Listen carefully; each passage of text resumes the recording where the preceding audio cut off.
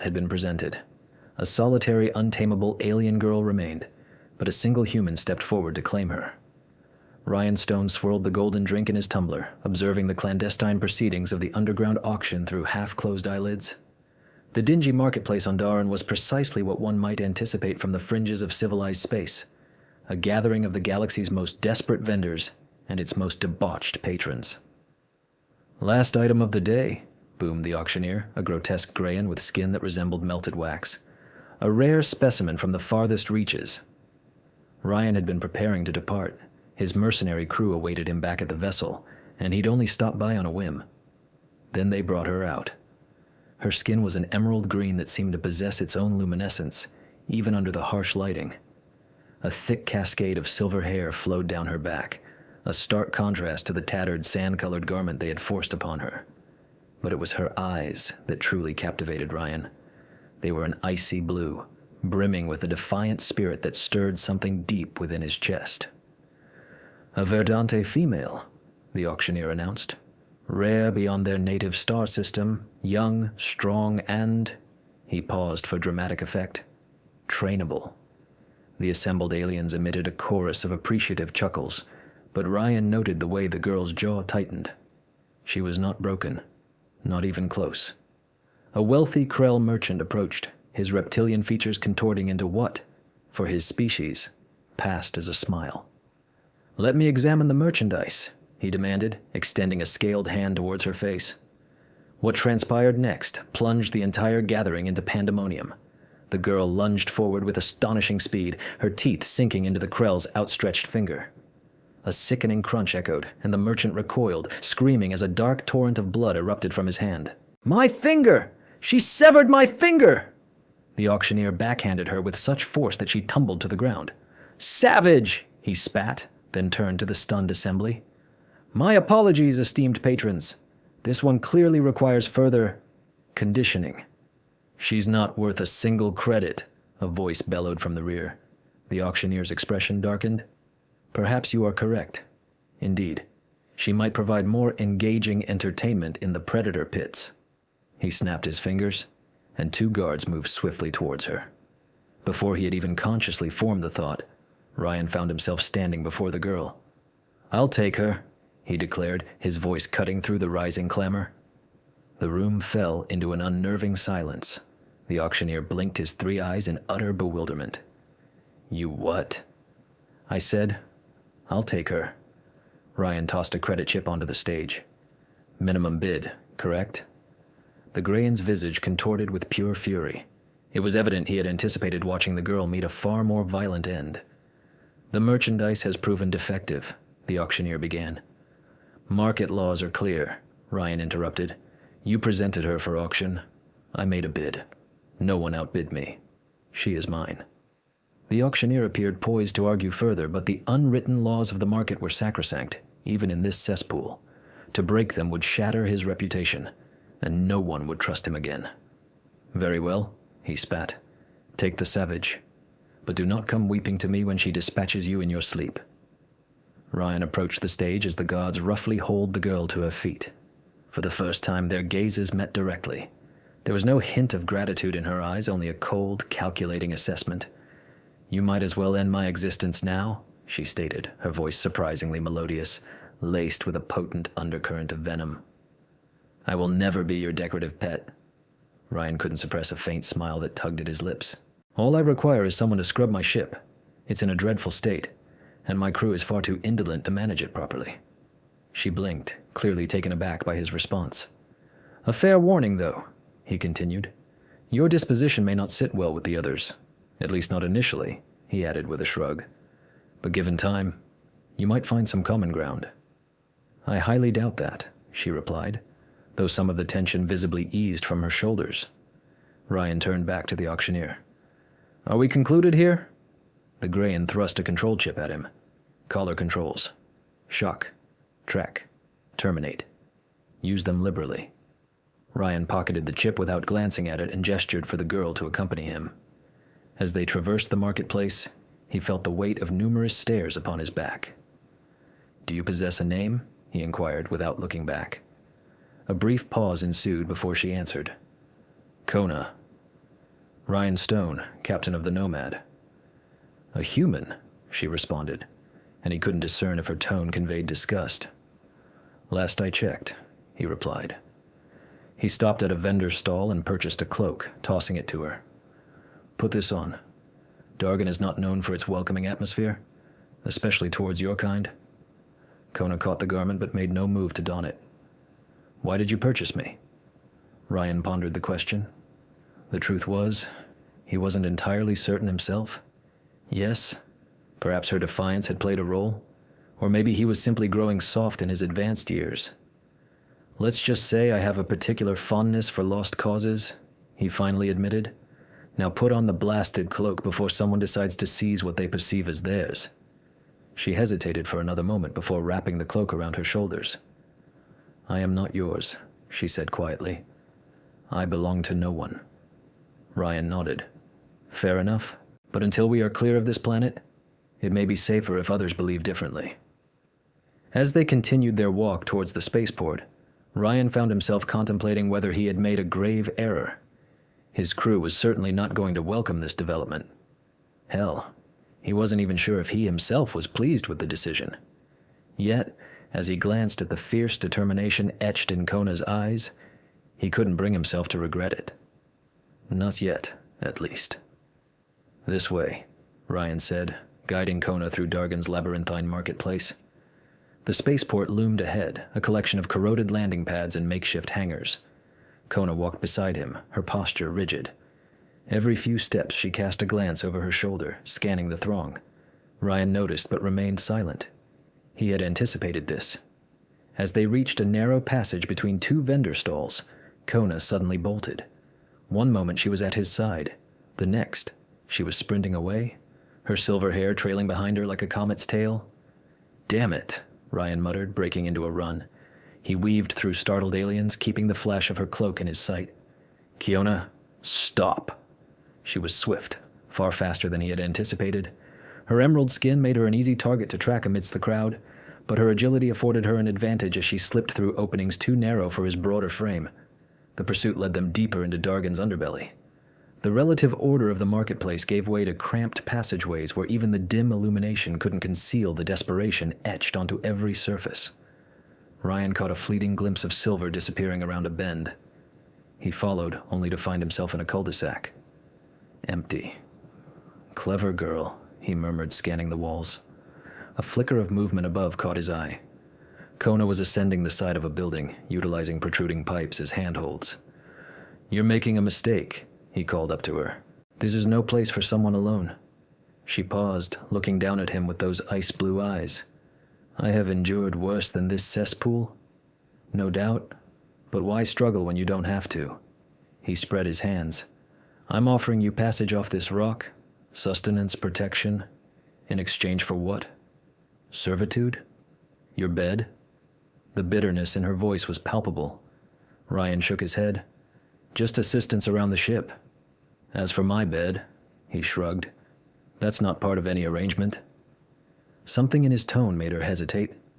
In that moment of indecision, a piercing screech echoed from the rooftop above her.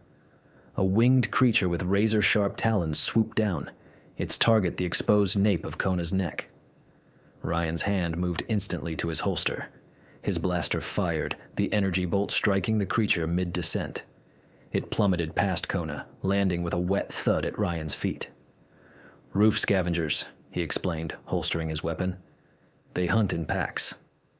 As if summoned by his words, more screeches resounded from above. Kona glanced upwards, then back at Ryan. With surprising grace, she pushed off from the wall, landing in a crouch beside him. Fine, she said, straightening. But this changes nothing. Ryan nodded. Let's go, before more arrive. They moved swiftly through the back alleys, Ryan leading the way with confident strides. Kona kept pace, no longer attempting to escape but maintaining a wary distance. Your marksmanship, she commented after a while. It was precise. Former Alliance military, Ryan replied. Old habits. You fought in the border wars, Ryan's jaw tightened. Among others. She studied him with renewed interest. Humans have a reputation for being effective in combat. Is that what it's called? A hint of bitterness crept into his voice. Most species simply call us violent. Violence has its applications, Kona said quietly. Sometimes it is the only language oppressors comprehend. Ryan glanced at her, surprised by the vehemence in her tone. Sounds like you speak from personal experience. Before she could reply, they emerged from the alley onto a broader thoroughfare leading to the spaceport. The Nomad was visible in the distance, a mid-sized cruiser with sleek lines despite the patches of mismatched hull plating. That is your ship? Kona asked, unable to conceal her surprise. Don't let the exterior deceive you. She has what it takes where it counts. As they approached the landing pad, Ryan noticed Kona's steps slowing. Having second thoughts, he inquired, Your crew? What are they like? Complicated, Ryan admitted. Loyal to credits first, me second. They won't be rolling out the welcome mat. Because I am Verdante. Because you are an unforeseen expenditure who cannot yet contribute adequately. He paused. The Verdante factor won't help either. Kona's expression hardened. I am accustomed to hostility. I don't doubt it. Ryan's gaze lingered on her face longer than was strictly necessary. Despite the grime and bruises, a striking beauty was evident in her features, proud and fierce. She caught him looking and raised an eyebrow. See something intriguing, Captain? The challenge in her voice sent an unexpected warmth through him. Just contemplating what predicament I've landed myself in. A ghost of a smile touched her lips. Nothing you cannot handle, I'm certain. The air between them seemed to crackle with an unspoken energy. Ryan cleared his throat and gestured towards the ship. After you? As they ascended the boarding ramp, Kona's shoulder brushed against his arm. The brief contact sent a jolt through Ryan that had nothing to do with the static electricity common on Darren. Captain, a gruff voice called from within. About time. We were about to. The words trailed off as a hulking Braxian stepped into view, his four eyes widening at the sight of Kona. What in blazes is this, Captain? Kiona, Ryan said, stepping forward. Our new cleaning specialist. The Braxian's upper lip curled. You purchased a Verdante. Behind him, more of the crew appeared. A lanky Toan engineer, a pair of Mavonian twins, and a human woman with a prominent scar tracing down one cheek. None of them looked pleased. A Verdante, the human woman with the scar stepped forward, her hand resting on her holstered blaster. Captain, have you lost your mind? Your kind has been nothing but trouble for border traders. Stand down, Mara, Ryan ordered, his voice calm but carrying unmistakable authority. My ship. My decision. The Braxian snorted, his four eyes blinking in sequence. Your decision might get us all killed, Stone? Or worse, bankrupt. Kona stood her ground, chin held high despite being surrounded by hostile gazers. I can pull my weight, she declared, addressing the crew directly. I am not here to cause trouble. Says the Verdante who just bit off a Krell's finger, Mara retorted. Ryan's eyebrows shot up as he turned to Kona. News travels fast, faster than you imagine, came a new voice from the ship's communication system. A holographic display flickered to life in the center of the cargo bay, projecting an image of a Tauran with cybernetic implants where his left eye should be. We have a problem, Captain. What is it, Dex? That Krell merchant your new friend named? His name is Varric Thu, a significant figure in the Outer Rim trade routes. The hologram expanded to reveal a bounty notice. He's offering 50,000 credits for the Verdante. Alive, preferably. Dead, if necessary. The crew exchanged wary glances. And an additional 50,000 for the human scum who interfered with his purchase, Dex added. Ryan cursed under his breath. How long until this appears on every bounty hunter's feed? It already has. I give us an hour, maybe less, before they start showing up. The Braxian, Cord, stepped forward. A simple solution. We hand her over, split the bounty, and move on. Not happening, Ryan stated flatly. Why the hell not? Mara demanded. She's not crew. She's not even a paying passenger. Ryan's eyes narrowed. Because I said so. Anyone who disagrees can take their share from our last job and find another vessel. The silence that followed was electric. Kona watched the standoff with mounting tension, acutely aware that her fate hung in the balance of this power struggle. Finally, one of the Mavonian twins spoke up. "The captain has never led us astray before," he said, his voice melodic despite his evident reluctance. "If he sees something in this Verdante, perhaps we should trust his judgment." "Thank you, Terran," Ryan acknowledged. "Dex, prepare for immediate departure. Cord, secure the cargo. Mara, conduct perimeter sweeps. I want us off this rock in 20 minutes. The crew dispersed, still grumbling but obeying orders. Ryan turned to Kona, who was observing him with renewed intensity. "You did not have to do that," she said quietly. "Yes, I did." He gestured for her to follow him. "Come along. You will require quarters and a change of attire." As they moved through the ship's corridors, Kona took in her surroundings with keen interest. The Nomad was a patchwork of disparate technologies, some cutting edge, others clearly salvaged, but everything was meticulously maintained. "Your crew doesn't seem entirely pleased with your leadership approach," she observed. Ryan shrugged. "They will adjust, especially once they witness your capabilities. And what precisely do you believe I can achieve, Captain?" He stopped at a door and pressed his palm to the scanner. "That's precisely what I'm eager to discover." The door slid open to reveal modest quarters, a bunk, a storage compartment, and a small personal hygiene unit. "It's not much, but it is private." Kona stepped inside, running her fingers along the edge of the bunk. "Better than a cage. There are garments in the storage unit. When you are ready, meet me on the bridge." He turned to leave but paused in the doorway. "And Kiona, do not make me regret this." Their eyes met, and something unspoken passed between them. A challenge and an acknowledgement, perhaps even the nascent flicker of trust. "I will not," she replied. 20 minutes later, the Nomad broke atmosphere, leaving Dargan behind. On the bridge, Ryan watched the planet shrink in the view screen as Dex plotted a course through the nearest jump point. "We have company," Mara announced from the tactical station. 2 pursuit craft have just launched from the spaceport."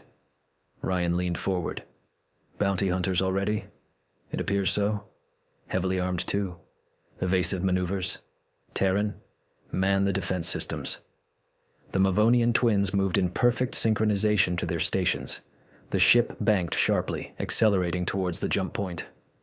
"They are gaining," Cord growled from his position at the engineering console. "Engines are at maximum, but we are still carrying too much weight from that last cargo run." "We need to lighten the load," Mara suggested, casting a pointed glance towards the door where Kiona had just appeared, dressed in a fitted jumpsuit that accentuated her form. Kiona ignored the comment and moved directly to Ryan's side. "Your stabilizers are misaligned," she stated without preamble. "That is why you are losing acceleration." The bridge fell silent. "And how do you know this?" Cord demanded. "I can feel it in the deck vibrations. Verdante possess sensitive proprioception. We can detect mechanical imbalances through touch." She turned to Ryan. "Allow me to assist." Ryan studied her for a moment, then nodded. "Cord, take her to engineering. If she can fix it, do as she instructs." The Braxian looked as though he wished to object, but grudgingly gestured for Kiona to follow him. "Captain," Mara protested, "you are entrusting our lives to a slave we acquired an hour ago." "Former slave," Ryan corrected. "And yes, I am." Minutes later, the ship's vibrations subtly shifted. The engine pitch deepened, and their speed increased noticeably. "Whatever she did, it is working," Dex reported. "We have achieved a 15% efficiency boost." Ryan allowed himself a small smile. "Plot a course for the Helios Nebula. We will evade them within the radiation belt." As the Nomad outpaced its pursuers and prepared to jump, Ryan felt a presence beside him. Kiona had returned to the bridge, a smudge of engine grease adorning her cheek. "Not bad for a cleaning specialist," he remarked quietly. Her lips curved into the first genuine smile he had witnessed from her. "I never claimed cleaning was my sole expertise, Captain." The look they exchanged sent a current of awareness through the bridge that had nothing to do with the ship's electrical systems. Even Mara noticed, her eyebrows rising as she glanced between them. "Jump in 3, 2, 1, Dex announced. The stars stretched into streaks, and the Nomad vanished into hyperspace, leaving their pursuers and Dargan far behind. The Helios Nebula stretched across the view screen like a luminous tapestry, swirls of crimson and gold dust illuminated by the light of dying stars. It was a beautiful, deadly, and perfect hiding place. Radiation levels are higher than anticipated, Dex reported, his cybernetic eye whirring as it processed data. We can endure it, but our systems are already exhibiting strain. Ryan nodded, studying the nebula's shifting patterns. How long can we remain? 48 hours maximum. After that, the radiation will begin affecting the life support systems. Should be sufficient time for the initial pursuit to dissipate. Ryan decided. Set us on a minimal power configuration, essential systems only. As the crew dispersed to their stations, Ryan found Kiona still at his side, her gaze fixed on the nebula's hypnotic dance. It is beautiful, she murmured. On Verdane, we have legends about places such as this. Cosmic gardens where the spirits of stars go to be reborn. Ryan studied her profile, struck by how the nebulous light played across her emerald skin, imbuing it with hidden depths. Poetic for a people known for their mechanical aptitude. Her lips curved slightly. We contain multitudes, Captain. Much like humans. Their eyes met, and Ryan felt the same electric current as before. Stronger now, more difficult to ignore. He cleared his throat. I should check the engine room. The radiation might be affecting the stabilizers you repaired. I will accompany you, she offered. I can sense if something is amiss. They walked in companionable silence through the ship's corridors. The reduced power had dimmed the lighting, casting everything in soft shadows. Occasionally, their shoulders would brush, each contact sending a ripple of awareness through Ryan. In the engine room, Kiona immediately placed her palms against the main drive housing, closing her eyes in concentration. Ryan watched, fascinated by the way she seemed to commune with the machinery. There is a harmonic imbalance, she stated after a moment. The radiation is causing micro-fluctuations in the power grid. Ryan moved to the control panel. Can we compensate? Yes, but I will need to adjust the frequency manually. She glanced at him. It requires a delicate touch. Something tells me you possess that in abundance. Her eyes widened slightly at his tone, and a deeper emerald blush spread across her cheeks. When necessary, she replied, her voice softer than before. They worked together, making the adjustments, their hands occasionally meeting over the controls. Each touch lingered a fraction longer than strictly necessary. The air between them grew thick with unspoken tension. Your crew is beginning to warm to me, Kiona observed, breaking the silence. Even Mara has stopped glaring when I pass her in the corridor. Ryan smiled. They respect competence. You have demonstrated plenty of that. Is that what you respect too, Captain? Competence? An unspoken question filled the air between them, heavy with unspoken thoughts. Ryan edged nearer, close enough to detect the faint, intriguing aroma emanating from her skin, a blend of warm spice and the sharp tang of ozone. He acknowledged to himself that among Kiona's many admirable traits, her refusal to cower was prominent, much like her courage, her sharp intellect, and her remarkable restraint in not biting off a Krell's digit when circumstances demanded it. A genuine laugh escaped her, a sound that was both melodious and surprising. That was rather impulsive of me, she commented.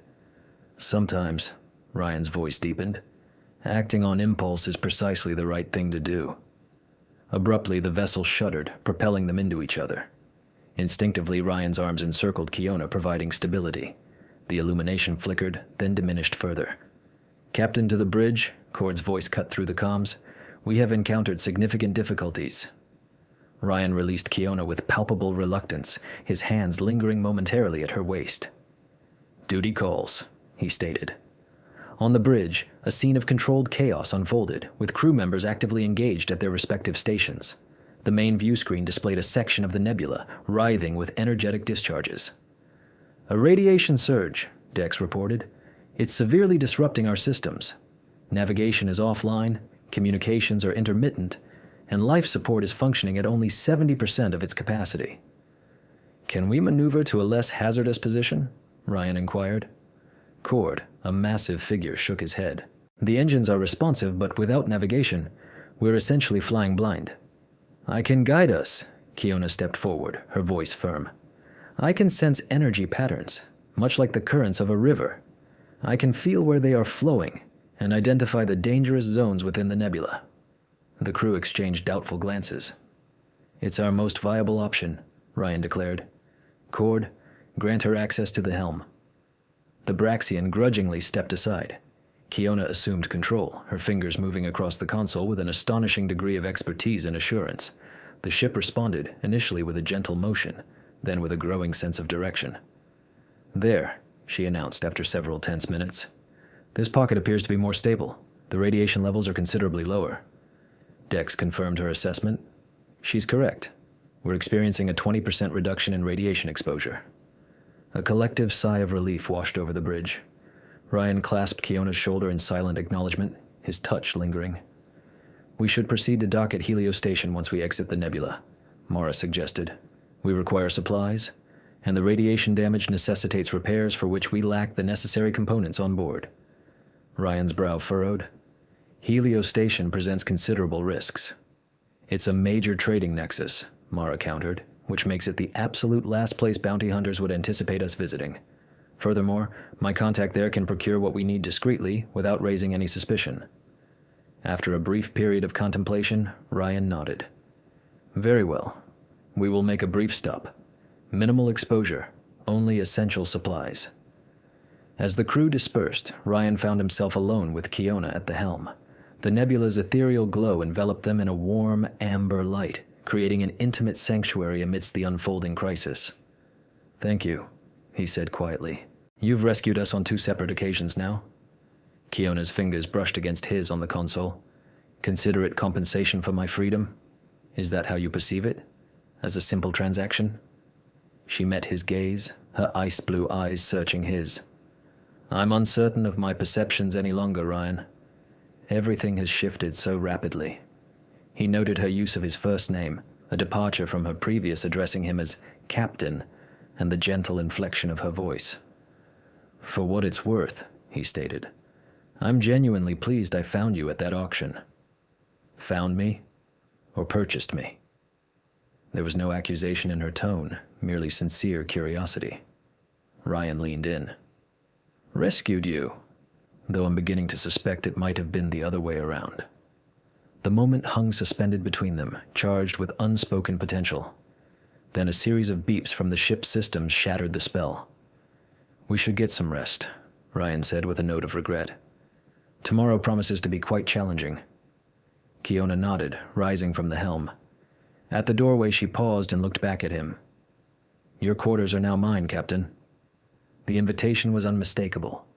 Ryan felt his pulse quicken. Yours are closer, he replied, his voice husky with an unmistakable desire. Her smile, a captivating blend of invitation and promise, as she turned and departed, leaving Ryan to follow, which he did without hesitation. Morning, however, dawned aboard the Nomad with the simulated brightening of artificial lights within the quarters. Ryan awoke to the novel sensation of cool, emerald skin against his own. Kiona slept peacefully beside him, her silver hair fanned out across the pillow like liquid moonlight. The night had been a profound revelation. The intricate rituals of Verdante intimacy were both familiar and strikingly alien. Moments of tender connection were interspersed with surprising displays of strength. They explored each other's bodies with the awe of explorers charting unknown territories, discovering unexpected delights in their differences. Ryan traced a finger along the intricate markings that appeared on Kiona's skin when she was aroused. These bioluminescent patterns had pulsed with increasing intensity as their passion grew. They had faded now, but remained faintly visible, like a cherished memory etched onto her emerald flesh. Her eyes fluttered open, her ice-blue irises focusing on his face. You are observing me, she murmured. It is difficult not to, he admitted. She stretched languidly, utterly unself-conscious in her nudity. I had not anticipated humans to be so thorough in their attentions. Ryan chuckled. Is that a complaint? Quite the opposite, she replied. Her fingers trailed down his chest. On Verdun, physical union is primarily for procreation. Pleasure is considered a fortunate but secondary outcome. That sounds exceptionally efficient. It is, she affirmed. She propped herself up on one elbow. However, I find your approach to be preferable. The ship's calm system chimed, interrupting their intimate moment. "Captain to the bridge," Dex announced. "We are approaching Helio Station." Reality intruded with the abruptness of a cold shower. Ryan sighed and sat up. "Duty calls." Kiona caught his wrist as he began to rise. "Ryan, what transpires between us now?" The vulnerability in her question caught him completely off guard. This formidable woman who had once severed a Krell's finger and navigated them through a perilous nebula now looked at him with an unmistakable uncertainty. "We will navigate it together," he said, bringing her hand to his lips. "One step at a time." Her smile was a testament to the worth of every credit he had expended at that auction. On the bridge, the crew consciously avoided acknowledging their captain's unusually serene demeanor, or the subtle proximity Kiona maintained to him. Only Mara registered it, a knowing smirk playing at the corner of her scarred mouth. "Helio Station, directly ahead," Dex reported. "I'm detecting substantial traffic. It appears a trade summit is currently in progress." "An excellent cover," Cord rumbled. "We will blend in seamlessly."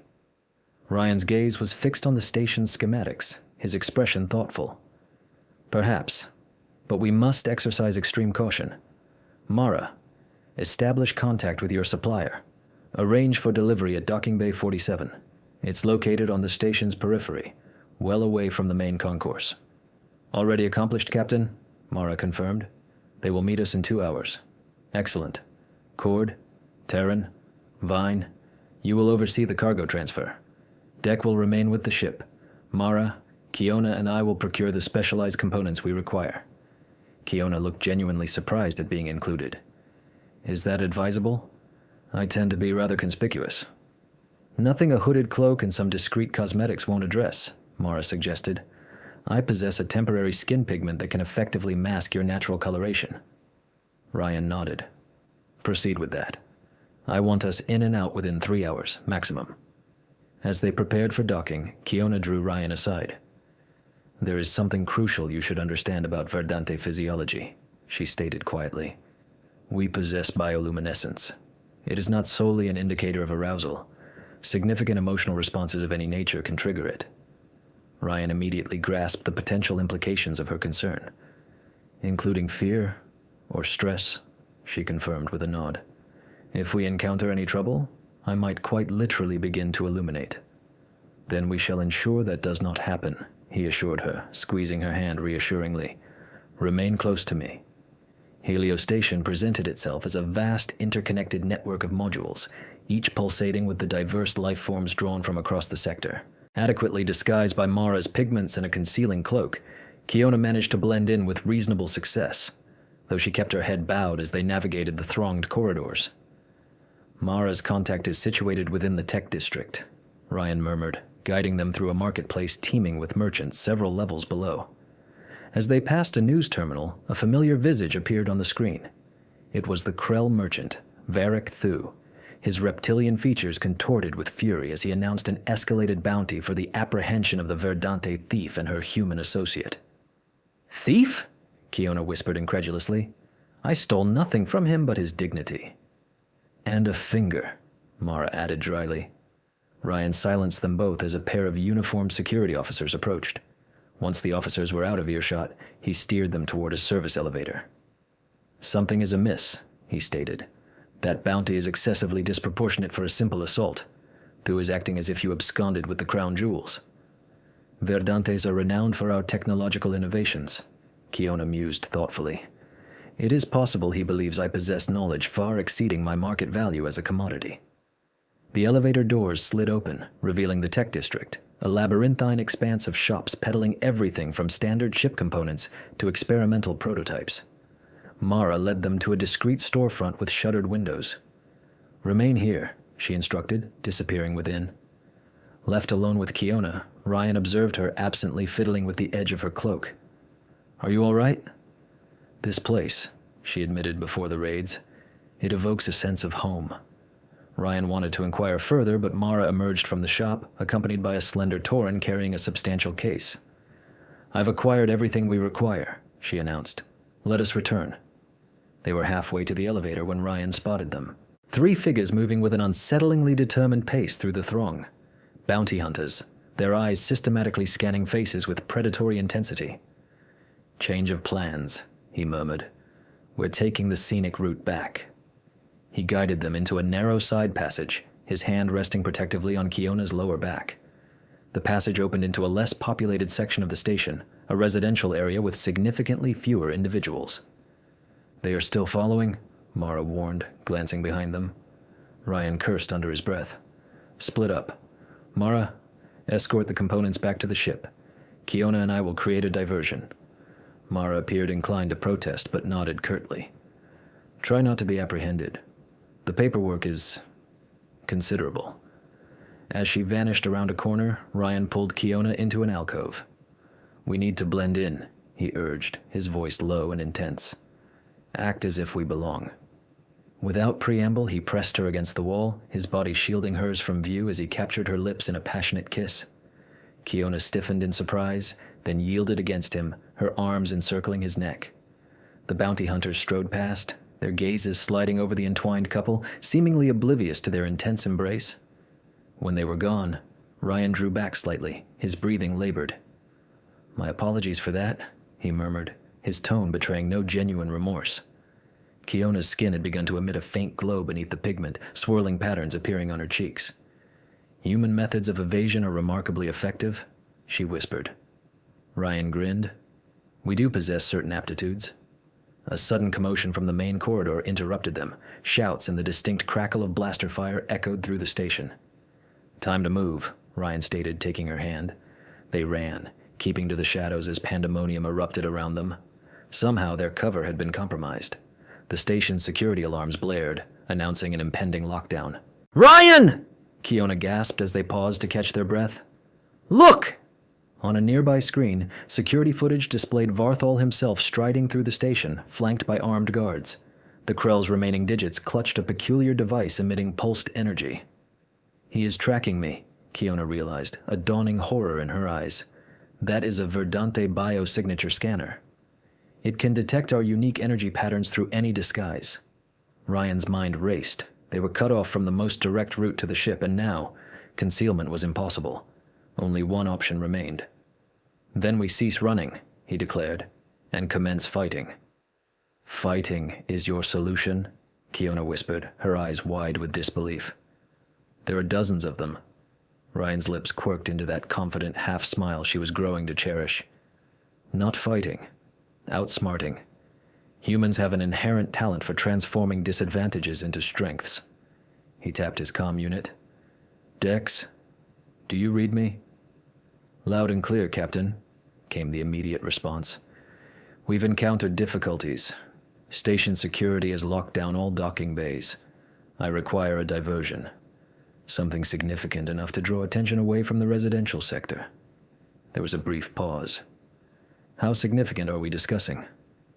"Sufficiently so to make Thu believe we are attempting an escape via the main concourse." "I can initiate the fire suppression systems in the commercial district," Dex offered. "That should generate considerable chaos.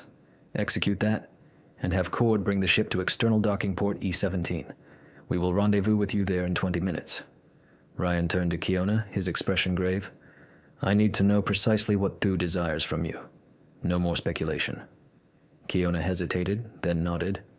"During my captivity, I overheard Thu discussing a Verdante navigation system, one capable of charting stable trajectories through radiation storms and nebulae, much like how you guided us through the Helios Nebula." "Yes, but on a vastly more extensive scale. My people developed this technology but maintained its secrecy. Possession of it would grant a substantial strategic advantage in contested territories." "And Thu believes you have access to this technology?" "Not merely access." Kiona's voice dropped to a whisper. "I assisted in its design.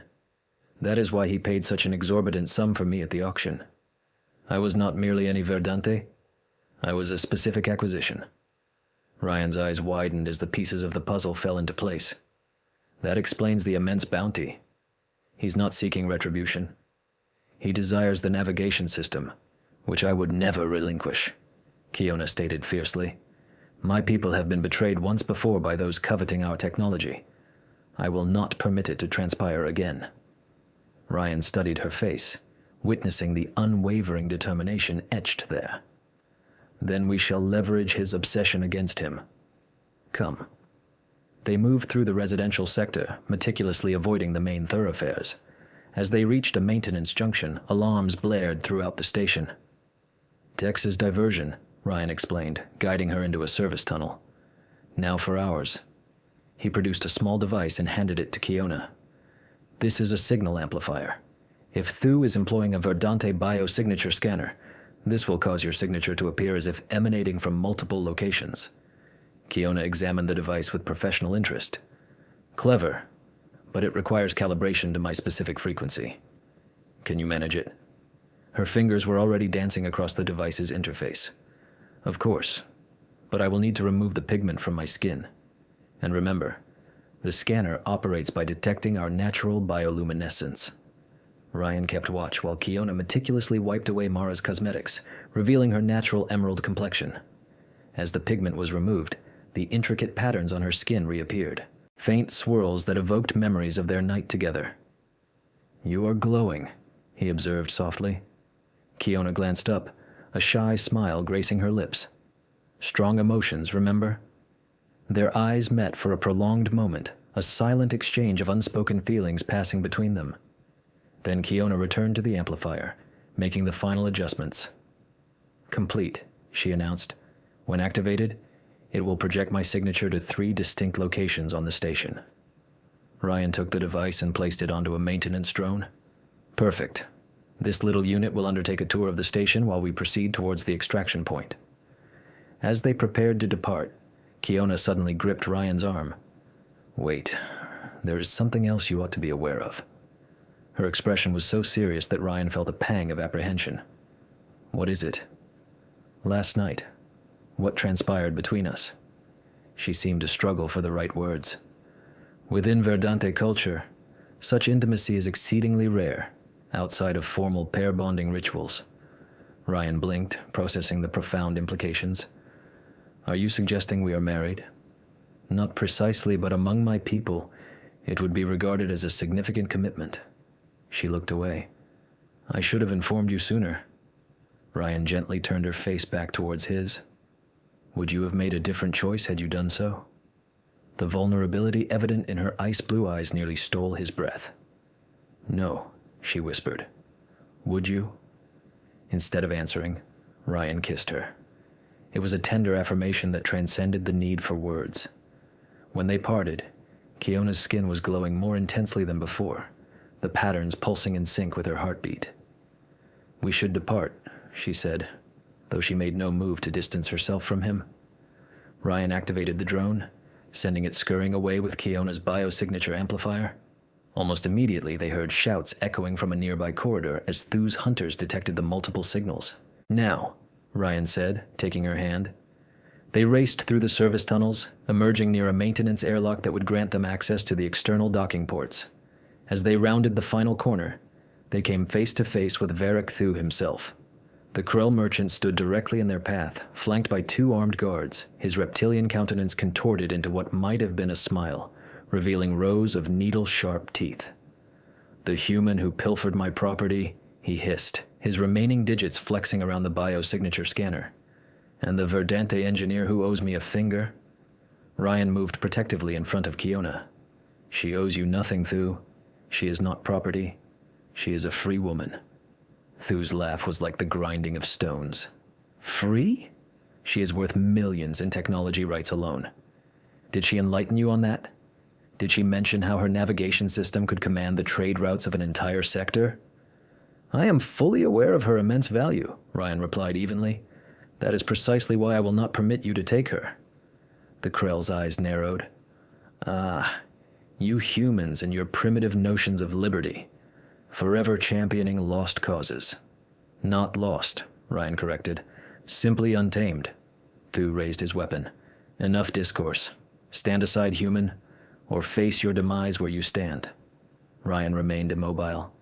Do you know what I've observed about you, Thu? You are so intently focused on what lies directly before you that you neglect to monitor your rear. The Krell frowned, then stiffened as the cold muzzle of a blaster pressed against his skull. The captain is correct. Mara stated, emerging from the shadows behind Thu. It is a significant tactical oversight. Cord and the Mavonian twins appeared behind the guards, their weapons drawn. The balance of power shifted instantaneously. You are outnumbered, Thu, Ryan said calmly. Relinquish your weapons and order your hunters to stand down. The Krell's face twisted with fury. This is not concluded, human. The bounty on your heads will only escalate. Every mercenary in the sector will pursue you. Perhaps, Ryan conceded, but not today. As Thu reluctantly disarmed himself, Kiona stepped forward, her gaze fixed on the Krell merchant. My technology was conceived to preserve lives, not to dominate them, she declared, her voice steady despite the luminescence pulsing beneath her skin. Remember that when you dream of empire, Thu, some possessions are not meant to be owned. The merchant's reptilian eyes burned with animosity, but he remained silent as Cord bound his hands. What is our next course of action, Captain? Mara inquired, keeping her blaster trained on Thu's guards. Ryan glanced at the airlock indicator. We depart swiftly. Station security will be here momentarily. As they secured their captives, Ryan drew Kiona aside. Are you unharmed? She nodded, though her hands trembled slightly. I never envisioned confronting him again. You did more than confront him, Ryan said softly. You stood your ground, reminding him that some spirits cannot be broken. Kiona's fingers intertwined with his. I had an excellent example to follow. The way she looked at him then, with trust, admiration, and something profoundly deeper, made Ryan's heart race. Whatever challenges lay ahead, he knew with absolute certainty that rescuing this untamable woman had been the most profoundly rewarding decision of his life. The Nomad surged away from Helio Station's docking clamps, its engines flaring as it accelerated into the void. Aboard the ship, the crew operated with practiced efficiency, each member in their designated position, preparing for the transition to hyperspace. We have company, Dex announced, his cybernetic eye whirring as he monitored the sensors. 3 pursuit vessels have just launched. It appears Thu has contingency support. We hadn't anticipated that. Ryan leaned closer to the navigation controls. How much longer until we can make the jump? The engine requires 3 minutes to fully charge. Cord's voice boomed from engineering. Those radiation burns sustained from the nebula haven't completely healed. We haven't got 3 minutes, Mara cautioned from her tactical station. They are closing in rapidly. Kona, who had been quietly observing from Ryan's side, suddenly sat up straighter. There's something amiss with our vessel, she stated, her voice laced with unease. I can sense it. An unusual tremor within the hull.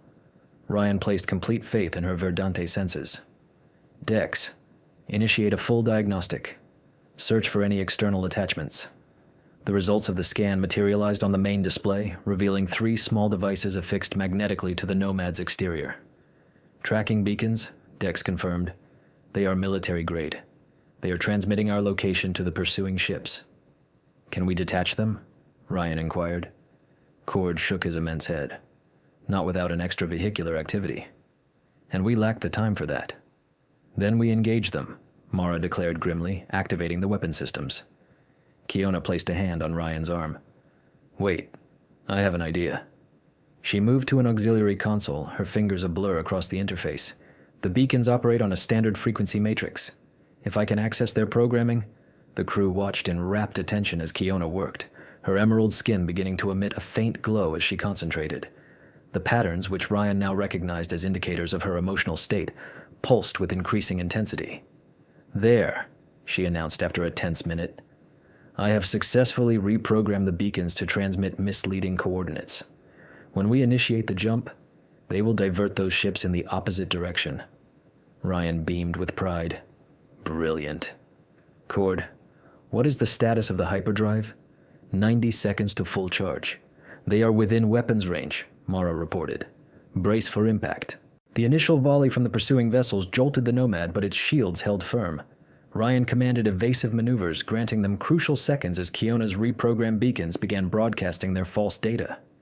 It is functioning, Dex confirmed. One of the pursuit ships is breaking away, following the erroneous signal. 2 more to go, Ryan stated. Mara, retaliate. Target their weapon systems exclusively. The Nomad's cannons unleashed a barrage, striking one of the remaining pursuers. The ship veered away, leaving a trail of debris. "Hyperdrive is operational," Ancord announced. "Execute the jump now," Ryan ordered. The stars elongated into streaks as the Nomad plunged into hyperspace, leaving the final pursuit ship behind. A collective exhalation of relief swept through the bridge. "Have we lost them?" Terran asked. Dex consulted the sensors. "For the present. But as long as those beacons remain attached to our hull, they can potentially track us again once we exit hyperspace. Then we will make a stop somewhere we can safely remove them," Ryan decided. "Plot a course for the Callisto asteroid belt. We have an acquaintance there who owes us a favor."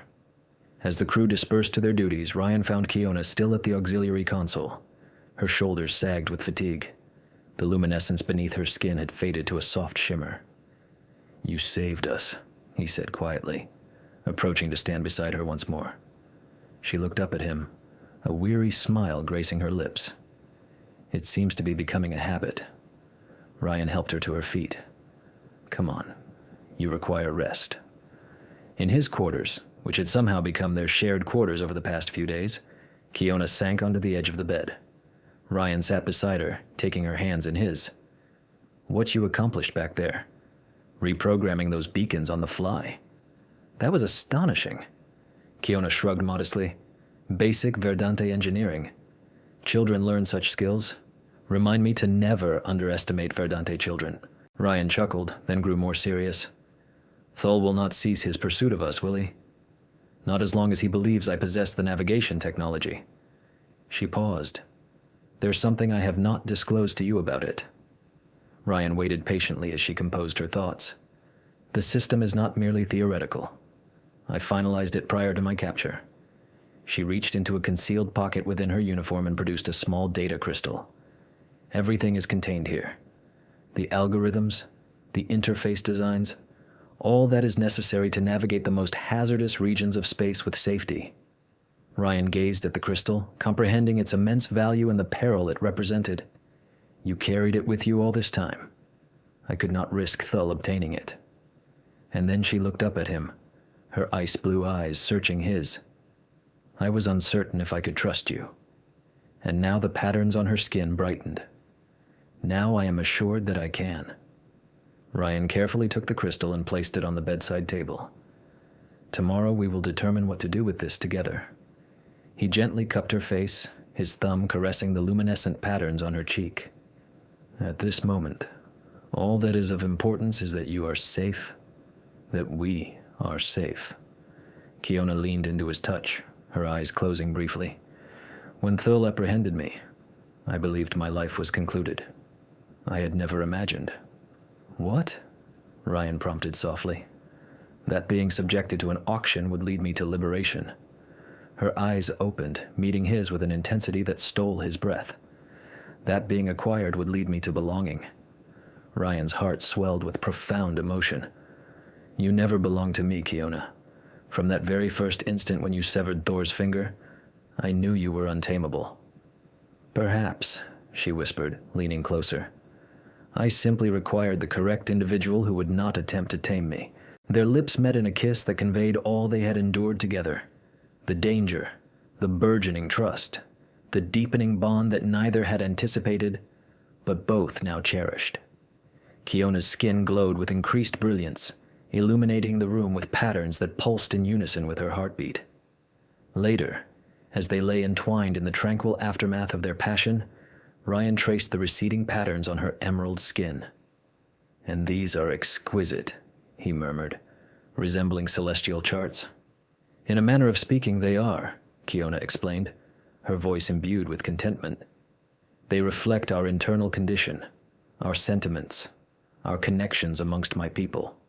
They are considered the most authentic form of communication. What are they conveying now?" She took his hand and placed it over her heart. "That I have discovered my sanctuary." 3 months hence, the Nomad drifted in the serene orbit of a small, uninhabited moon. On the observation deck, the crew assembled to witness an event none of them had foreseen.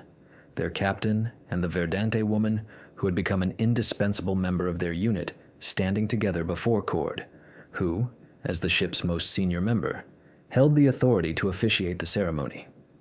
The traditional Verdante pair bonding ritual had been adapted to incorporate human customs, forging something unique, much like their relationship. As Ryan and Kiona exchanged their solemn vows, her skin radiated with patterns more intricate and breathtaking than any the crew had previously observed. "I never envisioned this day," Mara whispered to Dex, our captain, finally subdued.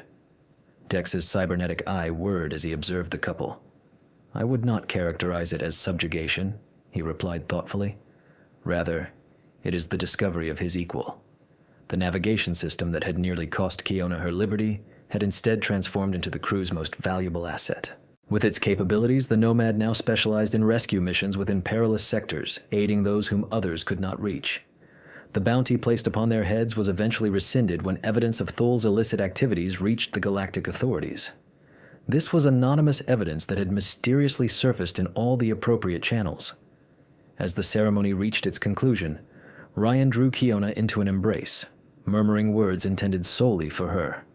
The patterns on her skin responded, pulsing with a joy that required no verbal translation. Some spirits, Ryan had come to understand, were never meant to be domesticated. They were destined to be set free, to soar alongside those who recognized their intrinsic worth, not as possessions, but as equal partners. And as the Nomad continued its voyage through the celestial expanse, its human captain and his Verdante counterpart demonstrated that the most precious commodities in the universe were never those that could be purchased, but those for which one was willing to contend.